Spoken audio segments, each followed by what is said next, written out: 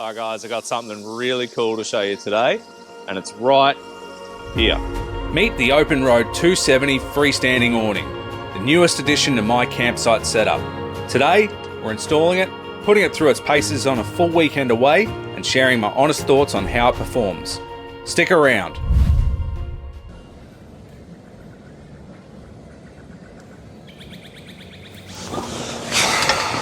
Mate, I am done with these rollout awnings, eh? Mate, it's about time you levelled up and got yourself a 270. Get rid of this riffraff, you know what I mean? Yeah, I reckon you're right, actually. You know what? I've got a perfect one for you. All right.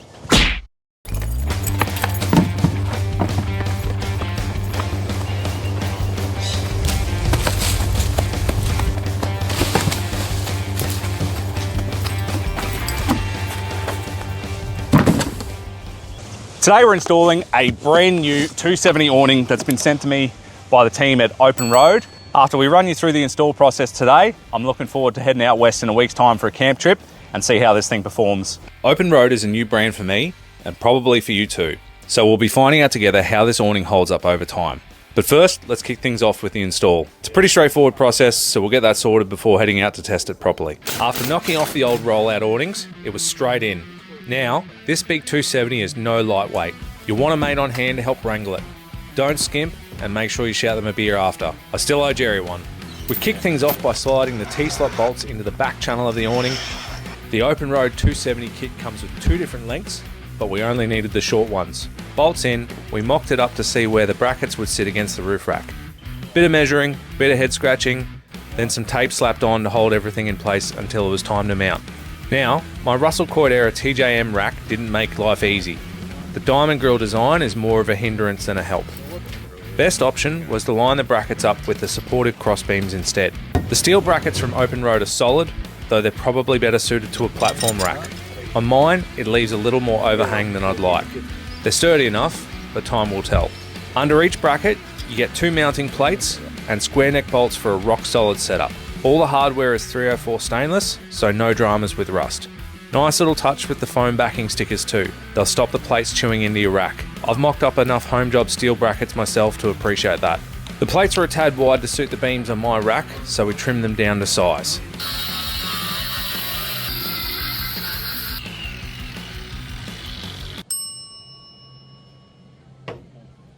Back into it. 3 brackets bolted on, finger tight for now.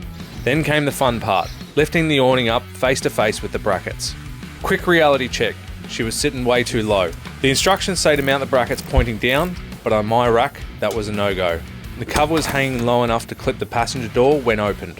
So, we flipped the brackets upwards. That lifted the whole awning higher and tucked it closer into the centre of the patrol. Much better. Awning back on, nylocks tightened up, and before we got carried away, we swung it out to check the alignment. Perfect.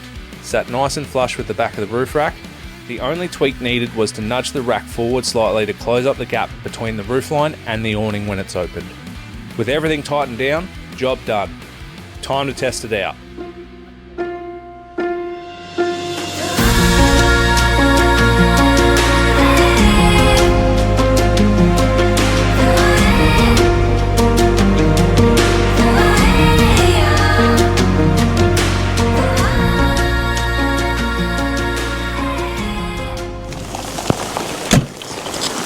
Right, so right now feels about as good a time as any to get this awning out and talk about it while it's absolutely bucketing down. Let's get this thing open. And quick too, which is the beauty of this thing. All right, get out under this. Okay. Okay.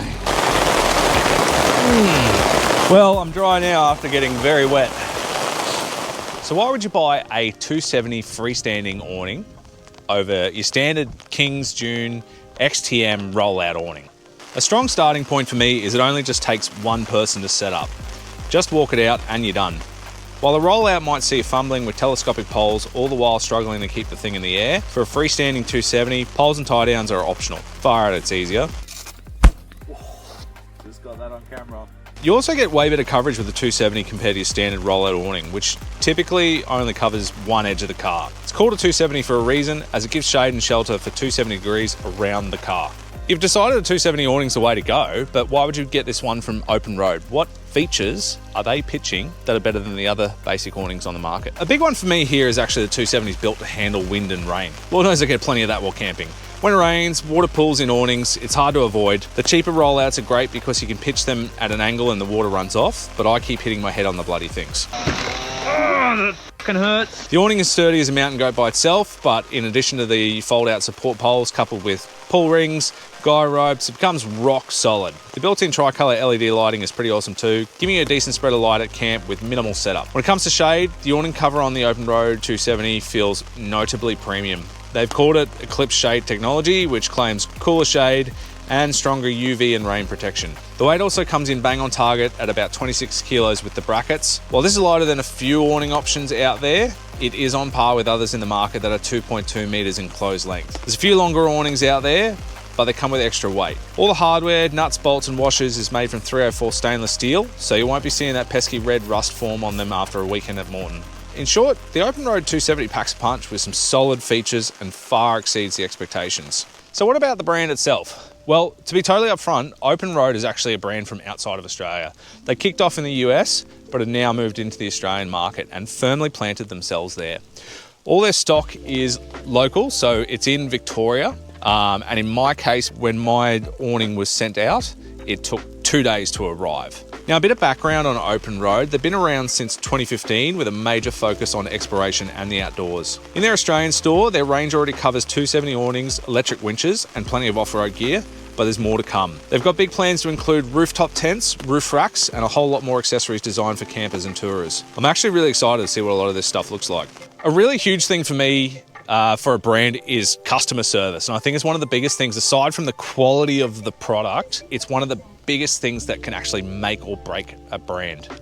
So while I'm talking about this awning, I thought it only made sense to include some details, whether you're thinking about buying from them or have bought from them and you need some support, here are the ways that you can get in touch with them.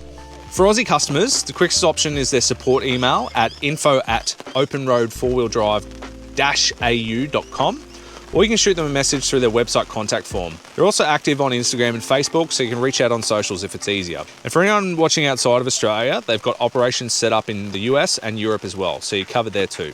All right, you don't need a full sales pitch from me on this thing, but what are my honest thoughts on how it's performing? So we're gonna go through that right now. The awning's 2.2 meters in closed length, but there are longer versions out there. So I think there's some that are 2.5 meters, but with those come the weight and probably extra cost as well. 2.2 is pretty adequate for me, I think. So in closed length, that's from the very start here to the back of the car. But then obviously once it's folded out, it wraps all the way around the car as well. I've stuffed up my swag here. We've only just pulled up. For the cost of this thing, I think the size of it's pretty damn awesome. The hinges on these things feel rock solid. You see people doing chin-ups and all sorts of gimmicky things on these. All I want to know is just that it works, and it does. We've been copping quite a bit of rain this afternoon. No major amounts of wind, but I haven't seen this thing move an inch. And then coupled with the support poles as well, while it stays pretty solid with them, locked in place, the thing's sturdy as a mountain goat. Something I did want to mention actually is the poles are awesome when they're out, but I love the fact that you don't need to use them. When they're closed up, they do partially cover the lights that are provided, which is fine. You still get an adequate amount of light, even with the poles folded up, but there's a little bit more once the poles are down.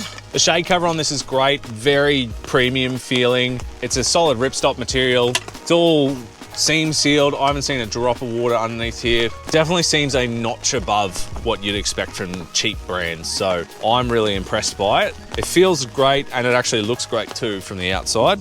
Quite like the all black awning. Very premium looking. The lighting's really cool and it's integrated really well.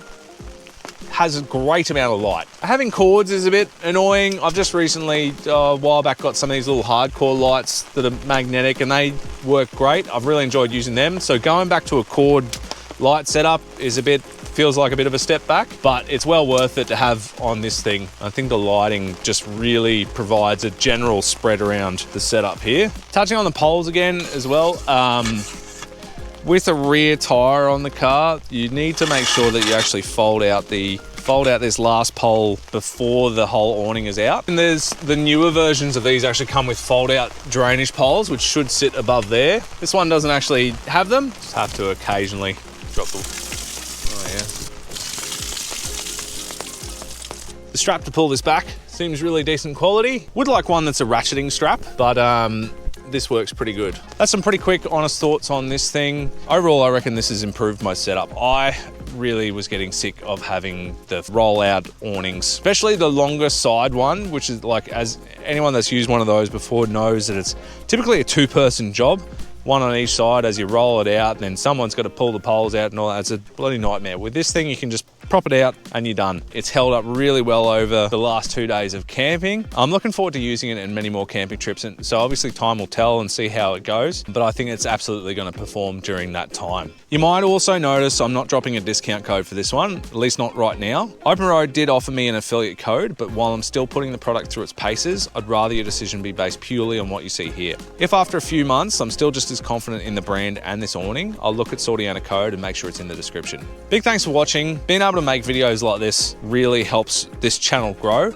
and it's awesome to be able to show off like some products that might be useful to you guys. If you're looking at buying one of these awnings and it's been helpful to you, give the video a like. If you watched a couple of my videos, appreciate considering giving it a subscribe as well. Also appreciate any comments that you want to put down here about what you've seen today. So feel free to do that.